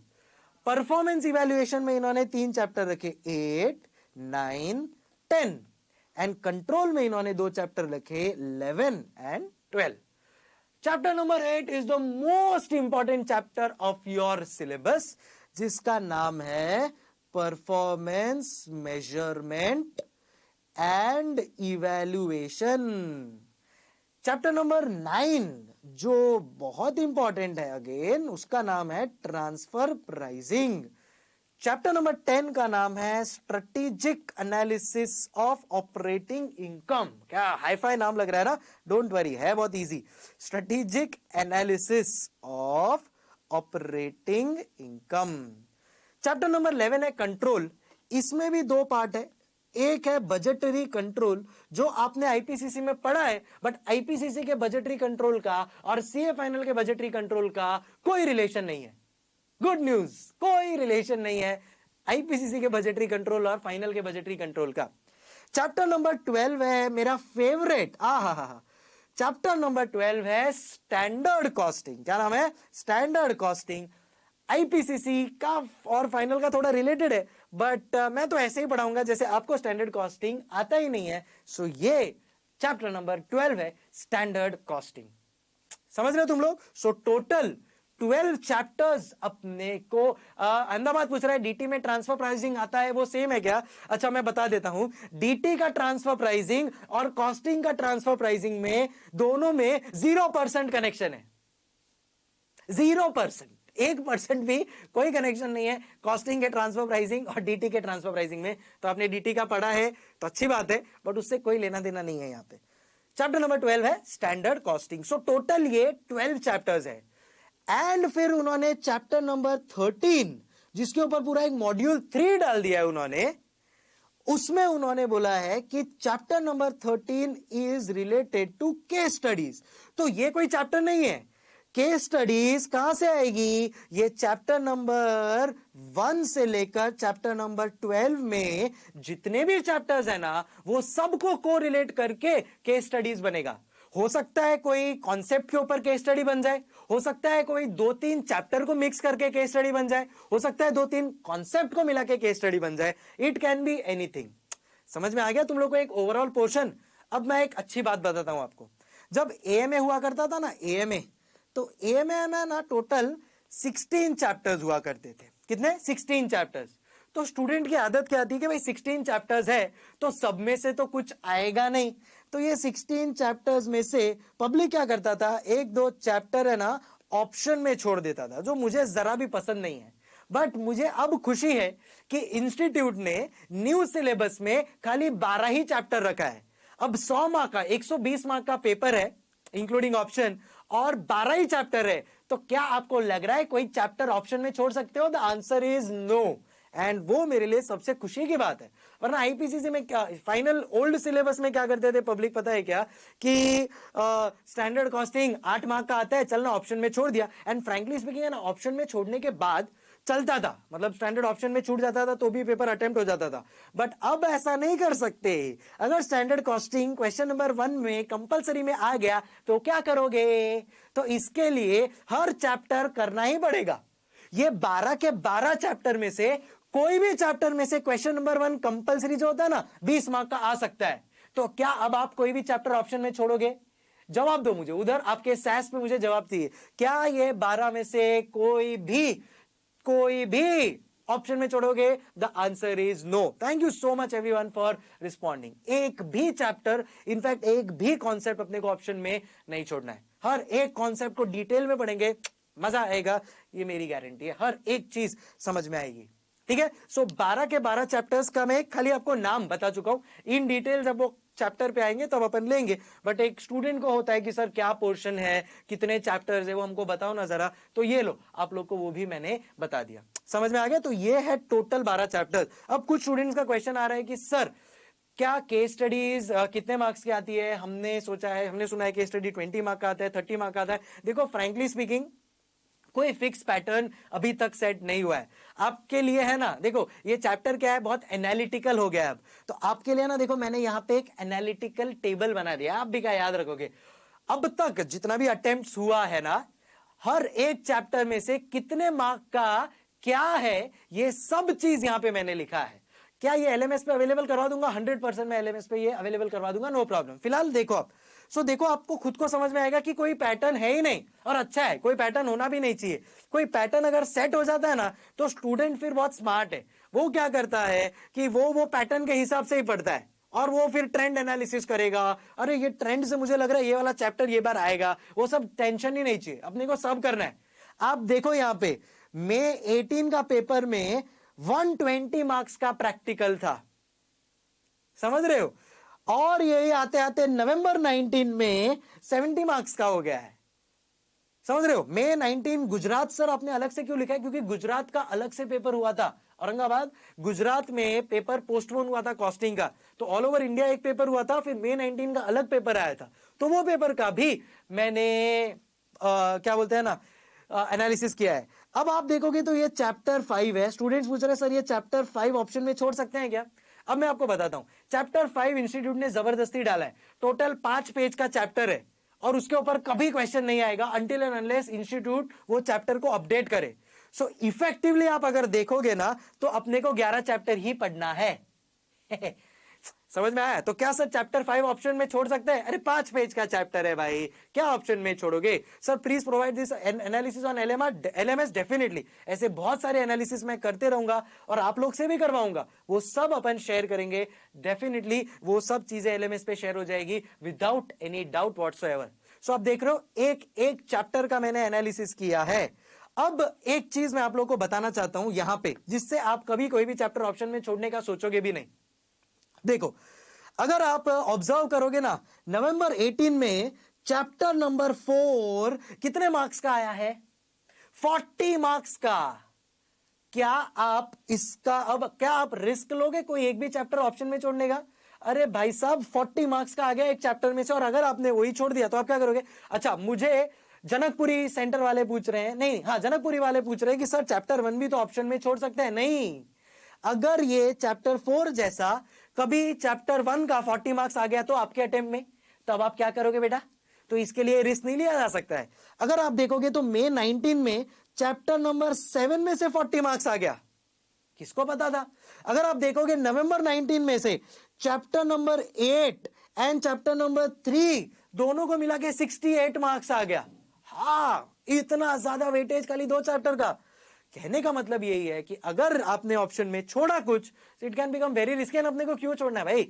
फीस तो पूरा दे रहे हो ना, तो भाई पोर्शन भी पूरा ही पढ़ लो और अंडरस्टैंडिंग भी पूरा ही ले लो ना भैया, है कि नहीं? पाली पूछ रहा है सर नवंबर 2019 की टोटल 125 कैसे हो रही है? बिकॉज उन्होंने है ना क्वेश्चन नंबर 4 में इंटरनल ऑप्शन डाल दिया, क्वेश्चन 4A दिस और क्वेश्चन 4A दिस, तो दोनों में से एक 5-5 मार्क का था, दोनों में से कोई एक अटेम्प्ट करना था, सो इंटरनल ऑप्शन आ गई, इसके लिए वैसा हो गया। और लोग पूछ रहे हैं, झंडे वालान पूछ रहे हैं कि सर थियोरी किससे आती है? देखो मैं अभी भी बोल रहा हूं, अपना फोकस कॉन्सेप्ट के ऊपर है। 12 के 12 चैप्टर में थियोरी भी पढ़ेंगे, 12 के 12 चैप्टर के प्रैक्टिकल भी पढ़ेंगे। फिर कहां से भी थियोरी आने दो रे, कहां से भी प्रैक्टिकल आने दो रे, क्या फर्क पड़ता? अपन तो सब चीज पढ़ लेंगे ना। सर केस लॉ की चैप्टर वाइज वेटेज भी बता दो। नहीं बता सकता रेवड़ी। क्यों नहीं बता सकता रेवड़ी? क्योंकि केस लॉज कभी कभी इंटरकनेक्ट होते हैं। सो 2 चैप्टर, एक केस लॉ है जहां पे chapter number 6, chapter number 9 and chapter number 2 को कनेक्ट करके एक केस लॉ बना दिया उन्होंने। एक केस लॉ है जहां पे चैप्टर नंबर 1 और चैप्टर नंबर 9 को कनेक्ट करके बना दिया। सो ऐसा कोई वेटेज नहीं है, एंड मैं अभी भी बोल रहा हूं कोई वेटेज से अपने को जाना भी नहीं है। बट हाँ, अगर आप लास्ट 3 अटेम्प्ट का वेटेज देखोगे तो आप एक बेसिस समझ गए। देखो आइडियली है ना, यहाँ पे ना थियोरी लिखा है, ये एक्चुअली मेरे को कट करके ना यहाँ पे एनालिटिकल लिख देना चाहिए। ये वर्ड थियोरी गलत है, गलत लिखा है मैंने। क्या लिखना चाहिए? एनालिटिकल। एनालिटिकल क्वेश्चंस थे। सो ऐसा कुछ टोटल पैटर्न रहेगा अपना। क्वेश्चन नंबर 1 कंपलसरी, मैं आपको एक चलो वो भी बता देता हूं कि पेपर पैटर्न क्या रहेगा। तो पेपर पैटर्न एकदम क्लियर है इनका। क्वेश्चन नंबर 1 कंपलसरी होगा, एंड चांसेस आर कि ये क्वेश्चन नंबर 1 जो है वो 20 मार्क्स का आता है, एंड चांसेस है कि ये केस लॉ ओरिएंटेड होगा। एंड ये जो केस लॉ है ना, वो एक चैप्टर का नहीं होता है, 2 या 3 चैप्टर का मिक्स करके केस लॉ बनता है 20 मार्क्स वाला। समझे? फर्स्ट लेक्चर में ये सब चीजें एकदम क्लियरली बता रहा हूं भाई, फिर बाद में टेंशन नहीं चाहिए अपने को। क्या बोला? फर्स्ट क्वेश्चन 20 मार्क्स का होगा, केस लॉ ओरिएंटेड। इसमें फुल चांसेस है कि वो 2-3 चैप्टर को मिक्स करके बनाएंगे आपका। सो अपने पास ऑप्शन छोड़ने का स्कोप ही नहीं है। फिर बाद में वो बोलेंगे कि question number 2 to question number 6, मतलब 2, 3, 4, 5, 6, ये 5 में से आपको एनी 4 अटेम्प्ट करना होगा, एंड ये भी 20 मार्क्स का होगा। सो 20 मार्क्स कंपल्सरी, एंड 4 इंटू 20 कितना हो गया बेटा? 80 मार्क्स। सो 80 प्लस 20 हो गया 100 मार्क्स। एंड एक क्वेश्चन जो 2 to 6 है, उसमें एक क्वेश्चन ऑप्शनल निकलता है। फर्स्ट क्वेश्चन पार्ट्स में आएगा या सिंगल, नो आइडिया। पार्ट्स में भी हो सकता है, सिंगल में से भी हो सकता है Rohtak. So it can be anything, we have to be prepared. मतलब मैं अगर आपको ये वाला एनालिसिस दिखाऊं तो इसमें ऐसा भी क्वेश्चन है जहां पे एक ही लाइन में बोला है उन्होंने, बताओ क्या होगा 20 मार्क पूरा। और ऐसा भी है जहां पे इन्होंने 2-2 मार्क करके 10 क्वेश्चन भी डाले। ऐसा भी है जहां पे 6, 4, 8 ऐसा करके भी किया है। सो उसका कोई पैटर्न फिक्स नहीं है बेटा, कुछ भी आ सकता है। We have to be prepared for everything. एक और चीज अगर आप लोग ने ऑब्जर्व की होगी, आई एम श्योर की होगी, सो ये अगर आप देख रहे हो इधर नीचे लर्निंग कर्व 10 मार्क्स दिखा आपको। देखो इधर नीचे दिखा है लर्निंग कर्व छोटू सा। तो ये जो लर्निंग कर्व है ना, this learning curve is a part of old syllabus. तो ओल्ड सिलेबस में जो ओआर हुआ करता था ना, ऑपरेशंस रिसर्च, उसका एक चैप्टर था लर्निंग कर्व। वो ओआर का पूरा chapter practically strategic cost management performance evaluation से लिंक्ड है। मुजफ्फरनगर पूछ रहा है सर ये लेक्चर नवंबर 2020 के लिए भी है? अरे नवंबर 2020, 21, 22 सबके लिए है भाई, कोई टेंशन नहीं है। बोनस मिला होगा फिर May 19 वालों को? नहीं, ऐसा नहीं है। ये जो लर्निंग कर्व का उन्होंने क्वेश्चन पूछा वो बहुत स्मार्ट क्वेश्चन था। तो ऐसा नहीं है कि ओआर सिंपल है, ओआर में भी ट्रिकी वो लोग पूछ सकते हैं। अपने ओल्ड सिलेबस वालों में नवंबर 19 वालों ओल्ड सिलेबस वालों को जाके पूछो, उनको पता चलेगा कि क्या होता है ट्रिकी पेपर। सो ऐसा कुछ नहीं है। देखो एकदम डिफिकल्ट चैप्टर का भी सिंपल क्वेश्चन आ सकता है, एकदम सिंपल चैप्टर का भी डिफिकल्ट क्वेश्चन आ सकता है। ये अपने इंस्टीट्यूट की खासियत है, and that is why institute is known for it भाई। सो इसके लिए ऐसा कुछ नहीं है कि सर डिफिकल्ट चैप्टर में से डिफिकल्टी आएगा, डिफिकल्ट चैप्टर में से इजी भी आ सकता है। जैसे स्टैंडर्ड कॉस्टिंग स्टूडेंट को डिफिकल्ट लगता है तो इंस्टीट्यूट जानबूझ के उसमें इजी क्वेश्चन पूछती है, बट आपको पता ही नहीं चलेगा कि वो इजी क्वेश्चन है या डिफिकल्ट, क्योंकि आपने किया ही नहीं होता है। समझ रहे हो? तो इंस्टीट्यूट प्लेज हियर, इंस्टीट्यूट पूरा आपके दिमाग पे खेलता है भाई। सो अगर आप डिफिकल्ट हो या इजी हो, आपको उससे कोई लेना देना नहीं है। आप अगर कॉन्सेप्चुअली क्लियर हो तो आपके लिए सब चीज मैनेजेबल होती है। तो अब मैं आपको क्या बताता, लर्निंग का एक चैप्टर है, ये अप्रोक्सीमेटली 10 मार्क्स का वेटेज रखता है, एंड ये भी अपने को प्रॉपरली इन डेप्थ पढ़ना है। सो ये भी मैं आपको अलग से पढ़ाऊंगा। तो अगर आप आपका मॉड्यूल खोलोगे ना, तो मॉड्यूल में लर्निंग कर्व का मेंशन कहीं भी नहीं है। ये जो मैंने आपको, देखो ये जो मैंने इधर आपको दिखाया है, ये सब मॉड्यूल के हिसाब से बताया। सो चैप्टर 1 to 7 आ गया, इसमें कोई लर्निंग कर्व नहीं है। चैप्टर 8 to 12 आ गया, यहाँ पे कोई लर्निंग कर्व नहीं है। 13 में लर्निंग कर्व नहीं है, तो लर्निंग कर्व अलग से पढ़ना पड़ेगा। इंस्टीट्यूट ने स्पेसिफाई किया है कि learning curve is a application based chapter, जो आपको खुद से पढ़ना है, नो प्रॉब्लम, हम उसको पढ़ लेंगे। अपने पास वो सब चीज का सफिशिएंट मटेरियल है, कोई उसका टेंशन नहीं है। सर अब आते हैं मेन क्वेश्चन के ऊपर। आपका सर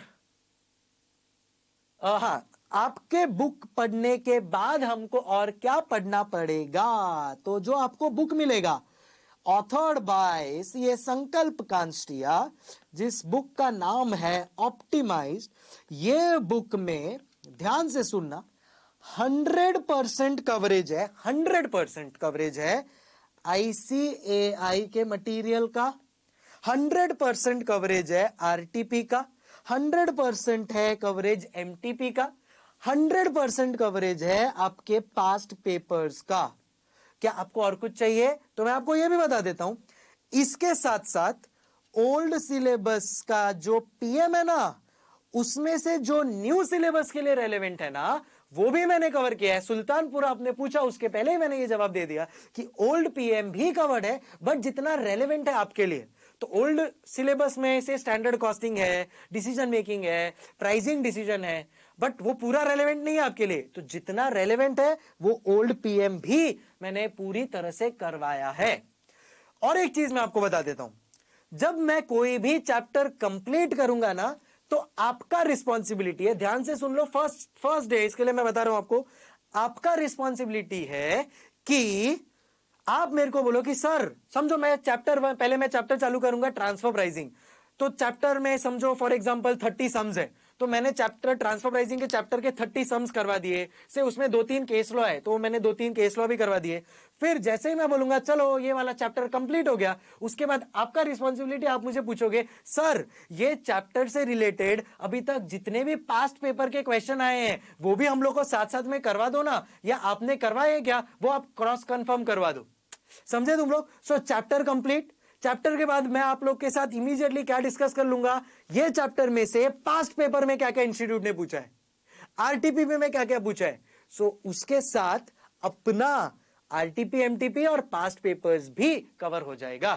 सूरज पूछ रहा है when will you provide the material? Sir मेरी तरफ से मटेरियल प्रोवाइड हो चुका है, प्रिंटिंग प्रोसेस में है, बट डोंट वरी, आप लोगों को कहीं पे भी कुछ नुकसान नहीं होने देंगे। तो अपन क्या कैसे कनेक्ट करेंगे वो मैं सब आप लोगों को बता दूंगा। आप लोगों को कहीं पे भी किसी चीज का टेंशन लेने की जरूरत नहीं है। आपका भाई इधर बैठा है, वो आपसे ज्यादा आपकी चिंता करेगा, डोंट वरी। जनकपुरी पूछ रहा है कितने लेक्चर्स है? सो टोटल अप्रोक्सीमेटली 65 लेक्चर्स है, ऊपर नीचे होगा, सो 10% ज्यादा कम कुछ भी हो सकता है। We will take it in that way. So I hope ये अब फर्स्ट जो बेसिक चीजें आप लोग को क्लियर हो गई होगी। तो देखो मैंने अभी तक आप लोगों को क्या क्या बताया। सबसे पहले मैंने आप लोग को मेरा एक पर्सनल एक्सपीरियंस शेयर किया था। सो पाली पूछ रहा है सीनियर्स कहते हैं कि कॉस्टिंग पूरा अटेंड नहीं होता अगर आपके कॉन्सेप्ट क्लियर नहीं है। तो अगर आपके कॉन्सेप्ट क्लियर है ना, तो आप फटाफट लिखोगे, और अगर आप फटाफट लिखोगे तो ऑटोमेटिकली पेपर कंप्लीट होगा। सो वो भी हो जाएगा। उसके लिए भी क्या स्ट्रैटेजी है, अपने पास 2 महीना है, we will discuss that, not to worry. Ahmedabad पूछ रहा है टेस्ट होगी क्या?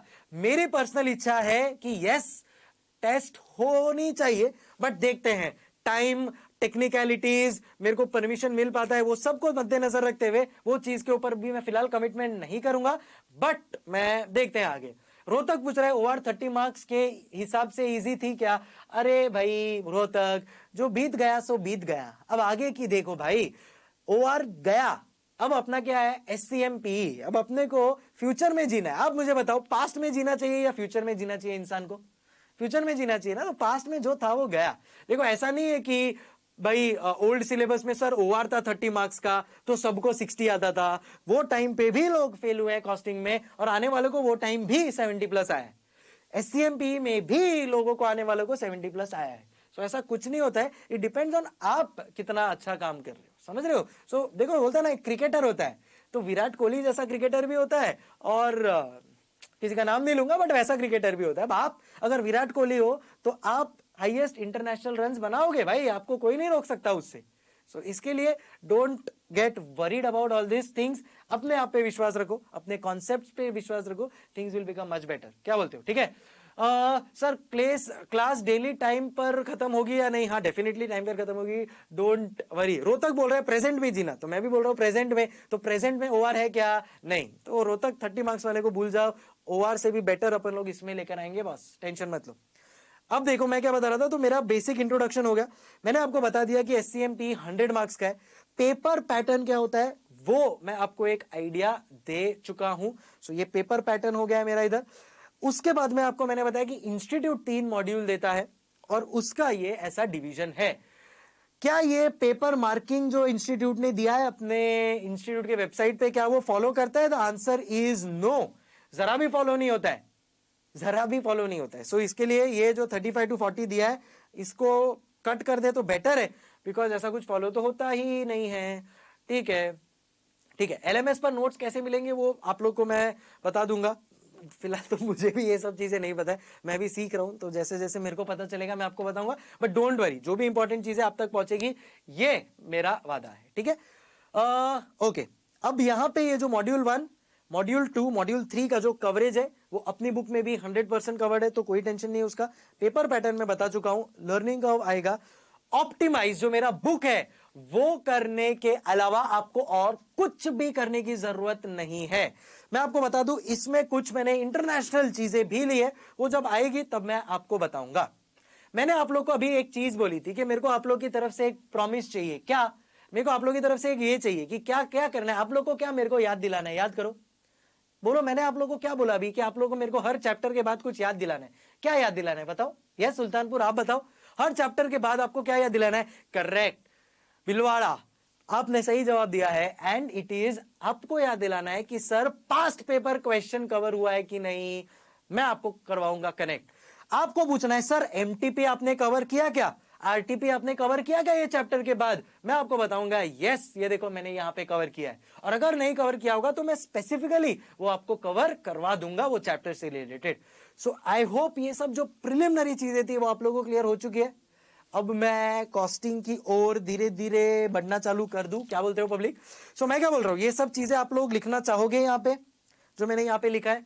5 मिनट दूं आप लोग को? पाली बोल रहा है crystal clear, very nice. Ahmedabad पूछ रहे हैं संडे क्लास होगी? यस 100% होगी भाई, एवरी डे अपन रखेंगे क्लास। अपन तुम लोग के बिना, अभी मिले बिना मैं रह ही नहीं पाऊंगा, एक आदत सी हो जाएगी अब। सो यस एवरीडे क्लास रहेगी बेटा। आप लोग को ये चीज लिखना है क्या? ये जो मैंने इधर लिखा है वो आप लोग को लिखना है, तो क्या मैं आप लोग को 5 मिनट दूं?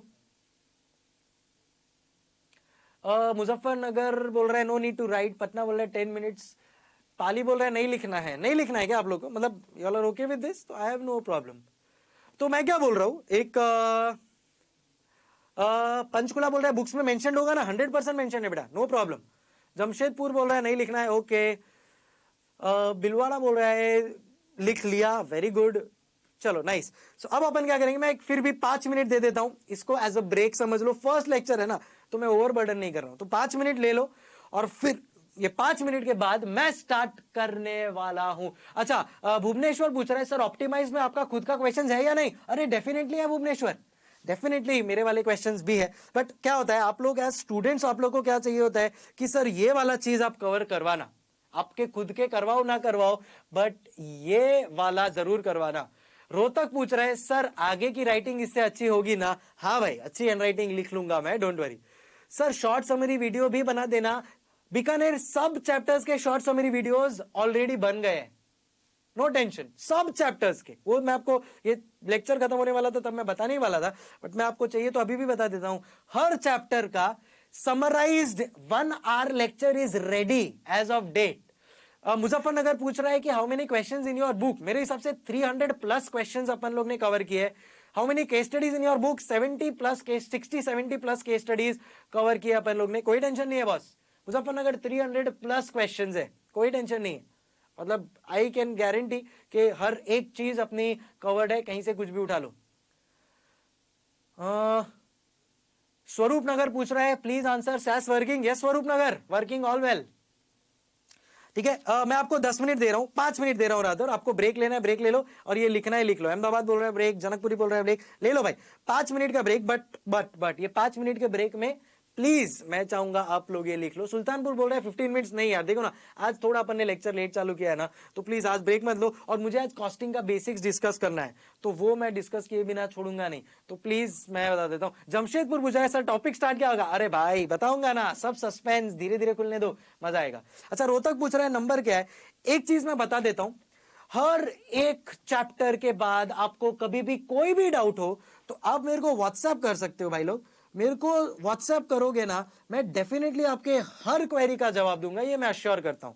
सो आपको मेरे को अगर व्हाट्सएप करना है, आप ये नंबर पे मुझे व्हाट्सएप कर दो भाई, कोई प्रॉब्लम नहीं है। I will be happy to answer, but please कोई भी डाउट मत रखना, कोई डाउट मत रखना। Sharma sir make summary video of important concept. Definitely बेटा, हर एक चैप्टर का समरी वीडियो बनेगा, हर एक चैप्टर का, और वो हर एक चैप्टर का समरी वीडियो आपके साथ शेयर होगा।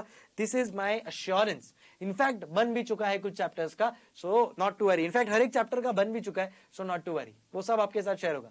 ये मेरा व्हाट्सएप नंबर है।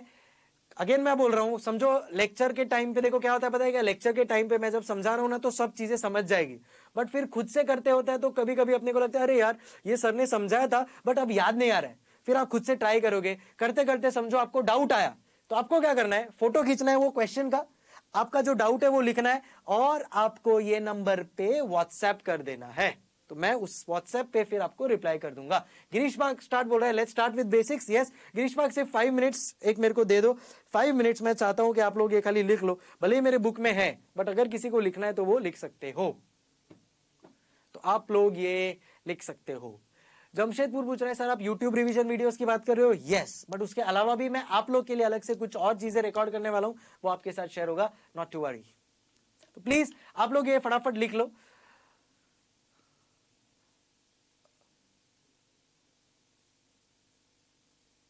नंबर वापस शो करे व्हाट्सएप के, भिलवाड़ा 2 मिनट में आपको नंबर दे दूंगा, प्लीज ये लिख लो। आप मेरे को पहले ग्रीन सिग्नल दो, क्या आप लोग ने, सब लोग ने ये लिख दिया है? क्या मैं नेक्स्ट पे चलूं? इंदौर, फाइनली इंदौर से सुनने को मिला।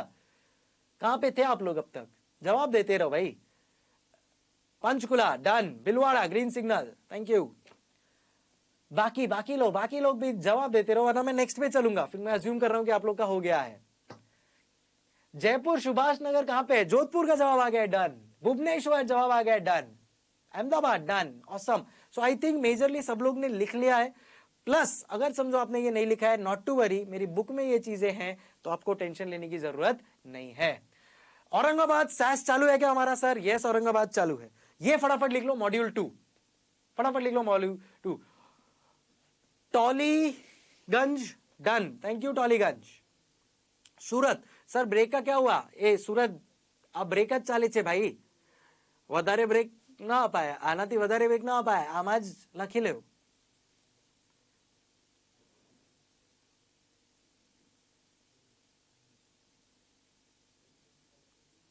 2 मिनट का ब्रेक है, जिसको लेना है ले लो। अहमदाबाद पूछ रहा है आपको गुजराती आती है क्या? हाँ अरे भाई अपने को सब लैंग्वेज आता है।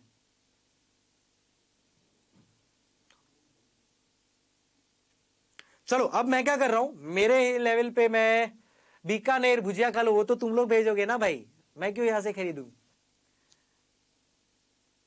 हम ब्रेक में जाके आएंगे, फटाफट जाके आओ। मैं 2 मिनट का ब्रेक दे रहा हूं, जिसको लिखना है लिखो। ये चालू रहेगा ना ब्रेक में, ये चीज दिख रहा है वो दिखेगा ना? ठीक है चलो 2 मिनट का ब्रेक है।